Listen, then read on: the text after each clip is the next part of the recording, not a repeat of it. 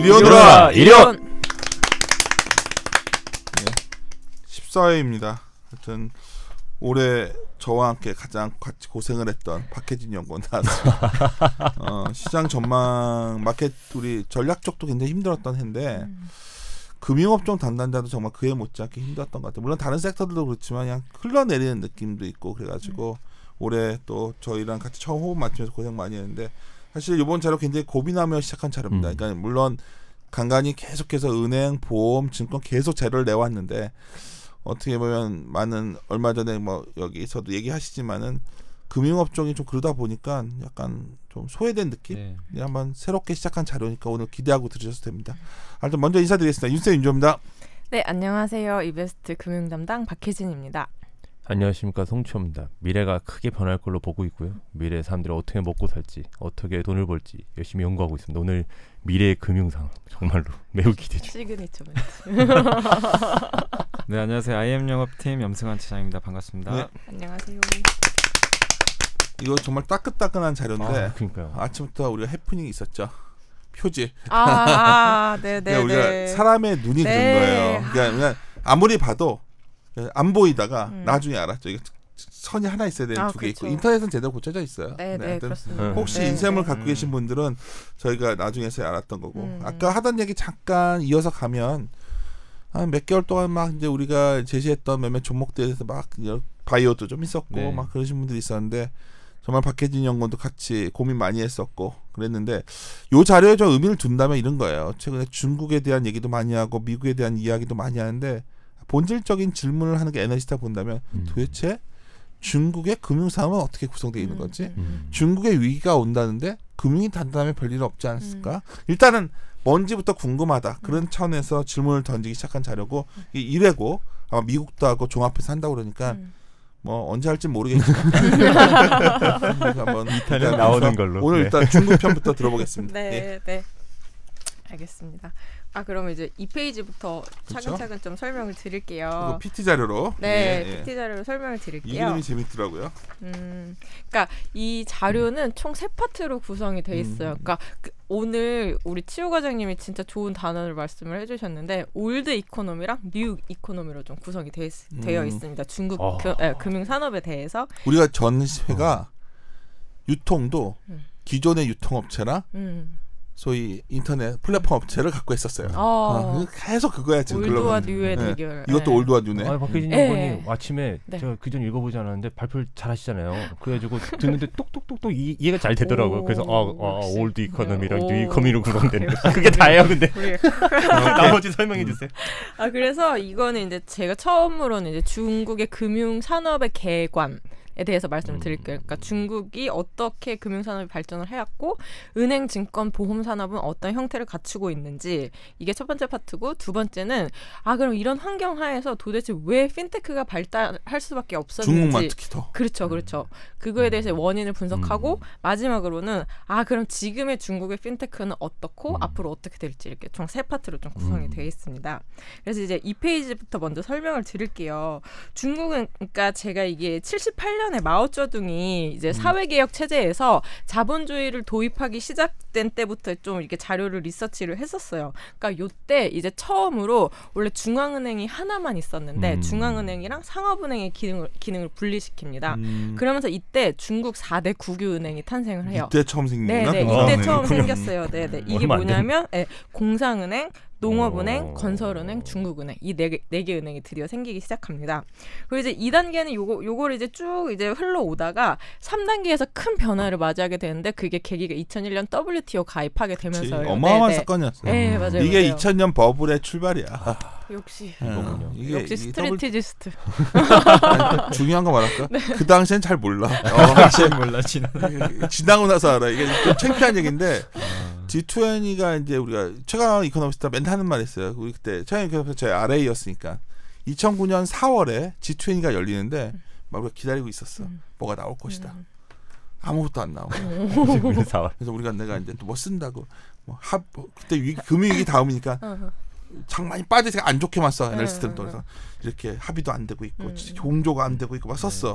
알고 봤더니 그 다음부터 다 돈을 풀기 시작하더라고. 그러니까 내가 말하는 거는 정치인이라는 사람들은 앞에서 이야기하는 것과 뒤에서 진행되는 게 다를 수가 있는 거예요. 그러면 갑자기 얘기. 근데 왜 기억이 나? 2000년에 WTO 가입할 때도 그냥 뭐 그런 건 줄 알았는데 그때부터 어마어마한 중국이 버블을 향하는 출발이었지. 이때가 2001년 12월. 그러니까 이때 드디어 외국 기업한테 개방을 하고 중국이 해외로 진출을 하게 돼요. 그러니까. 네, 그러면서 이제 이 QFII라는 중국 그 이제 자본시장, 증권시장을 처음으로 개방하게 됩니다. 이거 따려고 각 회사가 난리였지. 그렇죠, 맞아요. 그러면서 이제 이때 중국의 이 아까 말씀드린 국유은행들이 상장을 해요. 드디어 상장을 하고 그리고 사실 굉장히 의미 있는 게 뭐냐면 중국은 이렇게 개방을 갑자기 하고요. 과도기가 없이 그냥 바로 핀테크 산업으로 넘어왔어요. 그러니까. 이 중간이 없어요. 카드 만들기 전에. 지금도 민간은행이 없는 거잖아. 어떻게 보면. 있긴 있지만 사실은 대부분 독점하는 건 이 국유 상업은행이죠. 네네네 그렇습니다. 그래서 이 개괄적으로 좀 보여드렸고요. 이제 3페이지를 보시면은 그러면 이제 제가 은행 산업에 대해서 먼저 좀 얘기를 해드릴게요. 은행 쪽에 얘기를 해드릴 게 되게 많은데 중국은 이제 사실은 자본시장이 개방이 안 되어 있다 보니까 사실 기업들이 자금 조달을 함에 있어서 간접금융인 은행 대출 비중이 압도적으로 높은 국가였습니다. 네, 그래서 보시면은 이때 그냥 간접자본, 그러니까 간접대출, 그러니까 은행 대출 비중이 83%였어요. 네. 근데 다 은행 대출로 자금을 조달을 한 거죠. 이게 제가 OECD 평균을 보고 우리나라를 보니까 우리나라도 좀 약간 황금 비율로 돼 있더라고요. 은행 대출이 3, 채권이 3, 그다음에 주식이 3 이런 식으로 좀 이렇게 비중이 잘 돼 있는데 이 중국은 이게 어마어마하게 압도적으로 숫자가 높았었어요. 이제 그래서 이제 그 추이가 이제 굉장히 많이 줄어들고 있다. 그래서 이게 지금 사실 이 그래프가 이게 좀 잘못된 건데 이 숫자가 2018년도에 들어가야 돼요. 이게 지금 PPT로 늘리는 과정에서 좀 잘못된 것 같은데 지금 그래서 68%까지는 떨어져 있는 상황입니다. 그렇지만 아직도 그 간접금융 비중이 어마어마하게 높다. 아직 주식으로 자금을 조달을 거의 안 하네요. 거의 안 해요. 네, 거의 안 해요. 거의 뭐. 중국은 대출. IMF가 안 나는 거야. 외환시장 개방도 안 돼 있고 은행만 잘 나고. 맞아. 가계도 부채가 많지 않고. 맞아.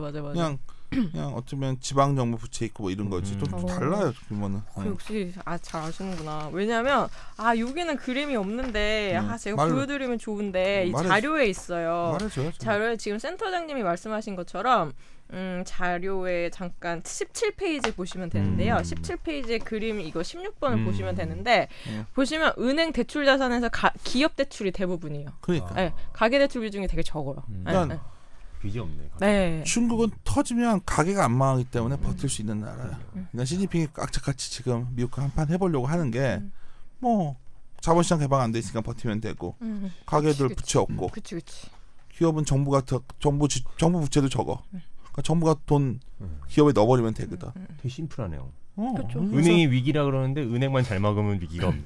근데 이제 그게 되게 위험한 거야. 그게 은행이 몰라. 은행이 블랙박스야. 들어가죠. 말을 너무 끼어들기 자제하면서 공부하는 자료 시간인데 자제합시다. 박현정 네네네. 그래서 이제 4페이지를 말씀을 드릴게요. 이 중국이 또 특이한 것 중에 하나가 예대 금리를 정부가 통제를 합니다. 왜냐하면 제가 아까 말씀드렸다시피 은행 대출 비중이 너무 높기 때문에 사실은 부실 자산도 많을 거잖아요. 그래서 그 은행들의 일정 예대 마진을 확보를 해주기 위해서 중국은 이제 정부가 예대 마진을 통제를 했어요. 그러니까 그 예대 금리를 통제를 했어요. 제가 그래서 이제 이 금리 자유화에 대한 이게 히스토리인데요. 처음에 이제 대출 금리 상한폭을 점진적으로 축소하고 외화 대출 금리를 자유화시키고 뭐 이런 식으로 쭉쭉쭉쭉 온 다음에 드디어 이제 2016년 말에 예금 금리까지 자유화를 시킵니다. 사실은 중국 정부가 금리 자유화가 된 게 불과 3년밖에 지금 안 되는 거예요. 내가 이 자료가 많이들 돼 있을 줄 알았는데 자료가 없어. 진짜 힘들었어요. 이거 처음 다 맞는 그림이에요. 내가 그래서 이거 다 알고 있는 얘기가 3년밖에 안 되는 건 난 이 자료 보고 알았어. 진짜요? 나도 몰랐어. 자유화된 지가. 근데 한 가지만 좀 첨언으로 말씀을 드리면 작년에 중국 정부가 이거 일부 은행을 대상으로 다시 예금 금리를 조금 규제하기 시작했어요. 그래서 내가 아까 민간은행 있냐고 자꾸 물어보던데 이게 민간은행이냐는 거지 이게. 근데 이제 예전이랑은 이거를 하면은 모든 은행에 다 따랐어야 됐는데 요건 이제 자율적으로. 근데 사실 자율이라는 게 없잖아 이렇게 얘기 되나? 그러니까 근데 이걸 두고 사람들이 뭐 긴축이다 뭐다 얘기가 좀 많았었는데 이게 보니까 중국이 이제 시장을 개방하면서 사실은 내부 이 금리라든지 통화를 통제할 수 있는 수단이 되게 많아졌더라고요. 그래서 이제 예금금리 이거 하는 건 되게 미약한 효과다. 뭐 그래서 크게 의미는 없다라고 이게 보셔도 자유화되면 예를 들어 고리로 개인들 대상으로 엄청난 그렇죠. 상품도 팔 수 있고 그런 거죠. 이걸 가만 내비두면 엄청난 버블이 또 만들어질 수 있는 거죠. 그렇지 않지? 그렇진 않고요. 그거 모르겠어요. 여러 가지 시나리오 가능한 거지. 네, 그래서 뭐 그런 특징이 있고 그래서 이제 제가 아까 말씀드렸다시피 중국 은행들 ROE가 이제 왼쪽 페이지에 있습니다. 거기서 이제 대형 상업은행이라고 한 게 제가 아까 말한 국유 상업은행이고요. 얘네들 ROE가 좀 압도적으로 높아요. 네, 압도적으로 높아 사실은 거의 20% 육박을 하다가 최근에 이제 저금리 되면서 금리 빠지면서 얘네들도 좀 빠지기 시작했었거든요. 근데 뭐 여전히 뭐 10% 이상을 상회를 하고 있습니다. 그리고 이제 이거 NPL 비율이라고 하는 게 뭐냐면은 부실 자산 비율이에요. 그러니까 고정이하 여신 비율이라고도 하는데 사실 이게 18%에 가까웠었어요. 그러니까 100개를 대출을 해주면은 20개가 부실 자산이었던 거예요. 네, 엄청났죠. 근데 사실 이 중국 정부가 WTO 가입하고 이제 그러니까 그 국유은행들을 상장을 시켜야 됐기 때문에 엄청나게 공적 자금을 투입을 합니다. 그러면서 부실 자산을 싹 클리너를 해주고 그러면서 이제 중국 은행들 NPL 비율이 지금 굉장히 많이 낮아졌어요. 1.9%까지. 부채를 면제해 준 거네. 그러니까 그 어떤 옛날에 우리나라도 그 배드뱅크 같은 거 만들었었잖아요. 그런 식으로 그 중국 정부 산하의 그런 되게 어려운 이름의 어떤 그걸 만들어가지고 거기서 다 클리너하게 이렇게 그러니까 부실 자산을 그냥 나쁘게 공적 자금 넣어가지고 그냥 부실화를 건조하게 만들어준 거지. 나라의 힘으로. 그렇죠. 부실될 거 그냥 나라 돈으로 이렇게. 그러니까 자본 금융시장 개방이 안 돼 있으니까 그렇게 해도 위안화로 이렇게 해도 아무 문제가 안 돼. 우리나라는 그렇게 못하지. 중국 좀 짱인 것 같아. 네, 그래서 어쨌든 이렇게 되었다. 그래서 은행이 벌써 넘어가네요. 은행을 조금 더 제가 이게 페이지를 좀 많이 할 걸. 해도 돼. 그래요? 네. 꼭 페이지를 뭐 차트를 안 보더라도 말로 이제 설명해 주실 거 다 설명해 주시면 됩니다. 은행에서 저희 은행에 대출 자산도 궁금하고 뭐 여러 가지 있잖아요. 그러면은 이거 한 가지만 말씀을 드리면 이게 16페이지에 그림 11번 이제 은행 수익 구조예요. 은행 수익 구조인데 여전히 뭐 당연히 은행이니까 순이자 마진이 있죠. 이자익이 가장 높아요. 근데 이게 2009년 대비해서 2016년에 더 많이 높아졌더라고요. 그러니까. 네. 근데 이게 왜 그러냐면은 이제 금리 자유화하고 이렇게 되면서 예대 마진이 조금 벌어진 것도 있었고 그리고 타 이제 그 뭐랄까 비은행 쪽이 좀 약했었어요. 중국이. 좀 약해가지고 이게 비중이 더 많이 좀 올라왔더라고요. 그래서 지금 중국 은행들의 최대 고민은 이 수익원 다변화예요. 우리나라 금융지주처럼. 우리나라도 사실 우리나라 시사점이 연결되는지 모르지만 우리나라 은행주들도 상대적으로 제일 견조했던 이유가 비금융 쪽에서 이익 나서 그랬던 거 아니야? 우리는 사실 순이자 마진 정말 많이 벌었고요. 이자익을 되게 많이 벌기도 했지만 정부가 싫어하지 그래서 M&A를 진짜 잘 했긴 했었어요. M&A를 정말 완벽하게 잘해서 KB금융지주 같은 데는 이제 정말 완벽한 포트폴리오를 구성을 했고 그래서 사실은 뭐 이제 좀 님이 떨어진다 하더라도 그걸로 수익성을 방어를 했죠. 여기서 얘기할 건 아니지만 뭐 그 공식 의견은 아니고 편하게 롯데도 누군가 가져가면 영향 좀 있겠어요. 그 안 그래도 저도 오늘 이제 점심 먹으면서 얘기를 했는데 쉽지 않아요. 쉽지 않아요. 네네네. 왜냐면 카드를 가져가고자 하는 이유는 그 고객 데이터인데, 그러니까 이게 정설인지 확실한지는 몰라요. 근데 그 데이터를 유통해서 관리한대요. 뭐 그런 얘기가 있어요. 여기서 조심스럽게 얘기하자. 정설은 아닙니다. 그렇지. 정확한 아닌 건 지금 하도. 뭐 어제부터 다들 뭐 롯데 얘기 많이 하잖아요 지금. 맞아요. 그래서 이게 어쩌면 쉽지 않다는 거 알고 던진 거 아니냐 말도 있고. 맞아요. 왜냐면 롯데 손보도 손해율이 되게 좀 안 좋아요. 그래가지고 이게 좀 쉽지 않을 것 같긴 한데. 그건 다음에 한번 우리 같이 해보고.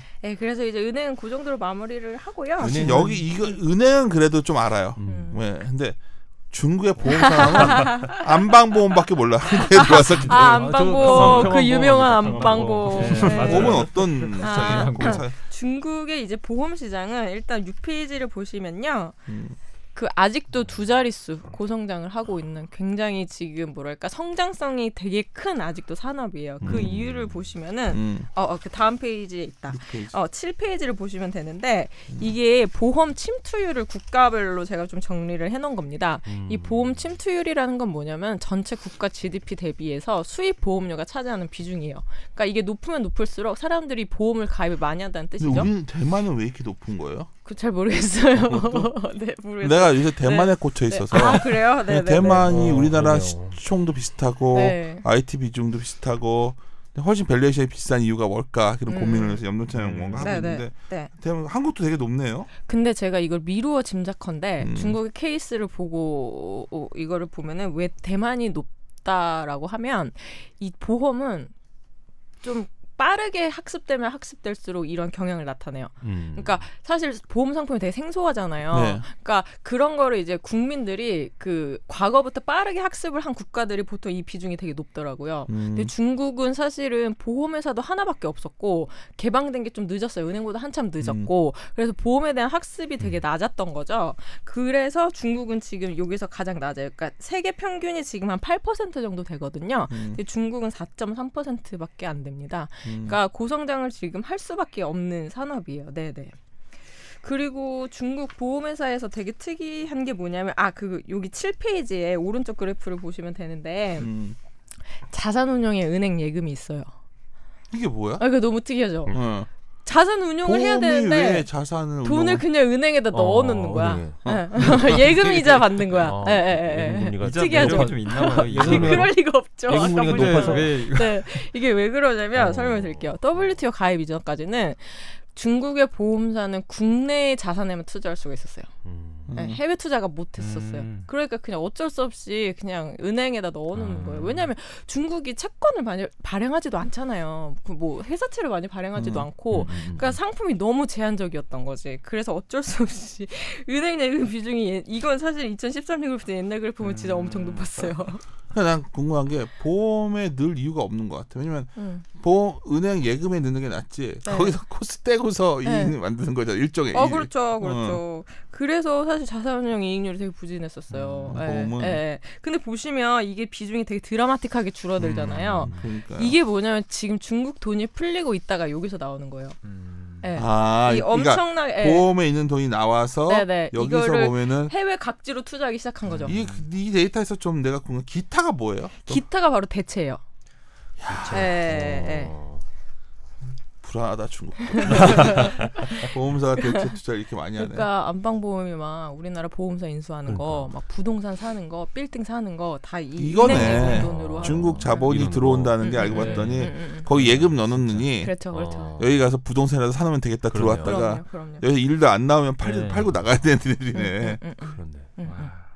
그러면서 이제 중국 돈이 풀리기 시작한 거죠. 민영화돼 있긴 한데 여전히 뭐 정부 관련된 지분들이 많이 섞여 있지 않나요? 이게 제가 이 중국 보험사 이거는 좀 기업 페이지에서 보시면 되는데 이게 지금 제가 핑안보험이라고 중국에서 이게 50페이지를 보시면 되고요. 자료에 50페이지 보시면 되고 핑안보험. 이 핑안보험의 그 그림 83번의 지분 구성도 한번 보시면 정부 지분이 의외로 없습니다. 없어요.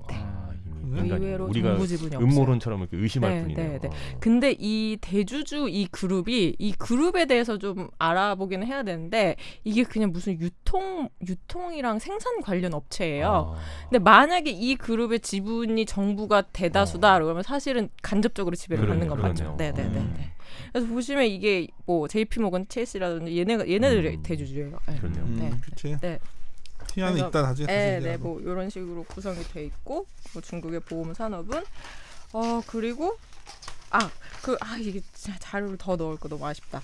그래서 보시면은 이게 그 20페이지의 그림 29번을 보시면 되고요. 그래서 지금 보험산업 전체 ROE가 나쁘지 않아요. 이건 전체를 다 합쳐서 지금 이 정도 수준인 거고 지금 뭐 8% 9% 정도 ROE는 지금 시연을 계속 하고 있습니다. 우리나라 보험사 ROE가 어느 정도 나오지? 우리나라는 생보가 한 5% 나오고요. 그러니까 손보에서 그나마 한 10 5% 정도 나와요. 그러니까 여기서도 갑자기 우리나라 보험사로 얘기하네. 야, 올해 ROE가 이게 과거 어떤 평균 레벨을 보면 낮은 거지. 평균 레벨보다. 어떤 거야? 나 그걸 잘 당연히 낮은 거죠. 그치. 예전에는 생보가 굉장히 고속 성장을 했었어요. 왜냐면 모든 국민이 종신보험을 들 때가 있었었거든요. 금리 오를 때. 그리고 그때 이제 변액 유니버셜. 우리가 이번에 놓쳤던 게 금리가 좀 움직이면은 생보가 좀 낮을 줄 알았던 우리가 오판을 했던 건데 그 부분은 하여튼 그것도 있고 뭐 내가 생명 얘기했으니까 얼마 전에 우리 동료 중에 한 명이 이제 곧 산유에 들어가시잖아요. 근데 그 많은 사람들이 알고 있다시피 우리나라 산부인과의 최고의 병원 중에 하나가 동대 후문에 있는 제일병원이었다고. 그 굉장히 어려워진 거예요. 사람을 인구가 출산율이 낮아지니까 맞아요. 보험이야말로 정말 인구 구조가 굉장히 높은 산업 같아 이것도. 그래서 진짜 성장성이 있는 산업이에요. 그래서 중국은 그냥 21페이지에 그림 32, 33번을 보시면 되는데 생명보험 위주로 지금 압도적으로 성장을 하고 있어요. 얘네들은 우리나라가 옛날 생존하는 것처럼 성장하는 거네. 그렇죠. 네, 맞아요. 처음 들면서 이제 보험. 그리고 뭔가 투자에 대한 지식도 생기고 그리고 이제 중국이 소득이 늘어나잖아요. 그러니까 뭐 재산권이라든지 내 생명에 관한 거, 그러니까 뭘 이제 프로텍션 하는데 굉장히 많이 관심이 생긴 거죠. 그래서 이쪽 생보 시장이 뭐 우리도 그렇지만 압도적으로 2배 이상 높고요. 그다음에 이제 손보 위주로 발전을 하고 있는데. 그러니까 우리가 이런 거지. 만약 글로벌하게 보는 투자들이 요새 늘어나고 있으니까 한국의 보험주는 생보주는 물론 반등은 나오고 이렇게 하겠지만 싸긴 싼데 참 어려운데. 중국의 보험주가 한국만큼은 아니어도 얘네들은 그로스가 나오는 시장이다. 그러면 그쪽 보험주를 사는 게 낫겠네. 당연히. 그래, 그 얘기가 있다. 제가 이따 기업에서 말씀드린 건데 핑안보험 장난 아니에요. 네, 그래서 보험은 뭐 이 정도로 마무리를 짓고요. 그 다음에 증권 산업에 대해서 말씀을 드릴게요. 증권은 가장 최근에 개방된 시장이어가지고 뭐 이제 거래소는 상해, 선전, 홍콩 세 거래소가 있습니다. 그쵸. 근데 주는 이제 상해랑 선전이고요. 커요. 네. 그래서 그 두 거래소 위주로 이제 거래가 되고 있고 A주랑 H주가 있어요. A주는 이제 내국인 전용이고 H주는 외국인 전용입니다. B주가 그런 거 아닌가? 잠깐만. H주는 죄송해요. A주랑 B주 맞아. 죄송합니다. H가 홍콩 맞아. 역시 잘 아시네. B주가 맞아. 외국인 전용이고요. 그래서 그 약간 그림 23페이지에 그림 39번을 보시면은 이게 거래소 일간 거래대금 수익을 좀 나타낸 건데 후광퉁하면서 이제 완전 폭발했었어요. 거래대금이. 그러다가 지금 되게 많이 줄어들어가지고 뭐 하루에 0.5 위안인가? 뭐 그 정도로 지금 0.5조 위안 정도로 거래가 되고 있습니다. 네. 근데 중국 그 증시의 특징은 뭐냐면 그 8페이지의 왼쪽 그래프 보시면 되는데 개방이 제한돼 있고 아직도 외국 회사가 그 독자적으로 영업을 할 수 없어요. 그렇죠. 네. 중국 회사랑 반드시 협력을 해야 돼요. 근데 보험은 할 수 있어요. 보험은 외자기가 독자적으로. 한국도 그랬어요. 한국도 네. 외국 애들이 주문 내려면 한국의 거래소에서 주문 낼 수 있는 권리가 프리미엄을 받았던 때가 있었고 그게 이제 없어지니까 힘들어진 거죠. 그래서 보시면 개인 비중이 압도적으로 높습니다. 그쵸. 개인 비중이 한 82% 정도 되고요. 그다음 기관이고 이제 외인 비중이 굉장히 미미해요. 네. 중국의 1위 증권사가 혹시 어딘 줄 알아요? 중신증권. 중신. 네. 해통이 몇 위 정도? 해통이 2등이에요. 아 그래? 네, 해통이 2등. 해통이 정말 조금만 있었어요. 아 그래요? 왜냐면 저희가 전에 있던 직장에서 그 제 모임에 상해에 있어요 해통이. 그래서 그 가보고 그러면 참 조그만 데였는데 불과 몇 년 전에 엄청 커지더 그때도 커지더라고. 갑자기 회사가 엄청 커지더니 뭐 그 다음부터는 뭐 그러니까. 그래서 이제 중국 증권사의 그 수익 구조를 잠깐 보시면은 우리랑 똑같아요. 브로커리지 비중이 엄청나게 높았었어요.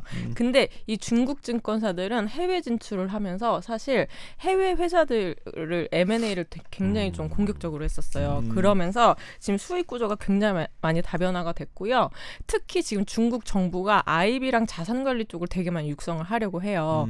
그래서 사실 그 IB랑 이제 이쪽 비중이 굉장히 많이 늘어나고 있는 추세고 그래서 이제 브로커리는 제가 아까 말씀드렸다시피 그 후광퉁하고 나서 이제 좀 재미가 없어졌어요 많이. 그리고 그리고 원래 이제 1인 1계좌 제도가 있었어요. 중국은 한 명이 계좌를 한 개밖에 못 탔었어요. 근데 그게 2015년인가 이제 폐지가 되면서 경쟁이 되게 격화된 거예요. 증권사가. 그러면서 이제 수수료 수익이 많이 떨어졌어요. 그때 수수료율이. 그러면서 이제 좀 많이 쪼그라들었는데 사실 요 정도 비율이면은 굉장히 좀 마케팅 굉장히 다각화됐다고 볼 수 있죠.